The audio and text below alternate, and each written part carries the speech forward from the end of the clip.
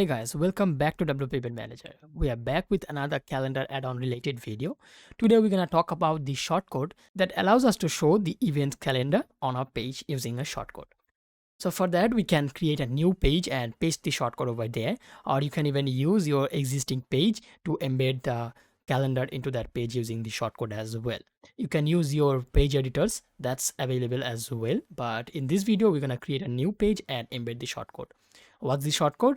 That's just event underscore calendar. You can always find the shortcode details and the shortcode at wp-eventmanager.com. So that's our official website. From there, we need to not access the knowledge base. So from here, we can go to event calendar. Then from the right hand sidebar, we will select the shortcode for calendar. In here, you will see the actual shortcode that we can copy. And now let's create a new page to embed it into. So let's name our page first of all. So I'm using the code editor version of this editor over here, default in WordPress. By default, it's always like visual editor, but I find the code editor much helpful when editing with the shortcodes and stuff. So that's just a personal preference. Coming back to the topic, let's paste our shortcode over here. Then we're gonna publish this page.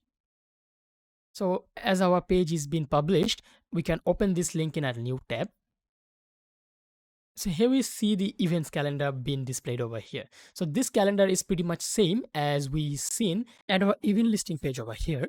So as you can see, we have the calendar over here as well. So this calendar is an exact replica of this calendar over here. We have the all same functionalities. We can navigate to a particular month and the year. We can navigate to our next month and previous month using these buttons over here. As you can see, we can go to another year if you want from here. So let me come back to the current year. And here the current day will be highlighted by a bluish tint, and all the events in the website will get listed on this calendar as well. And if we hover over the event on the calendar, we will see a pop-up style card that will show the event banner, event title, event schedule such as start date, end date and their respective times, and we will also have the description for that event as well. So we have the single event as of now in this website for the demonstration, but when you have like a lot of events, they will be all listed over here on this calendar. So main difference between the shortcode calendar and the calendar over here at the listing page is in the listing page, we have all the functionalities that our event listing page offers, such as the filter.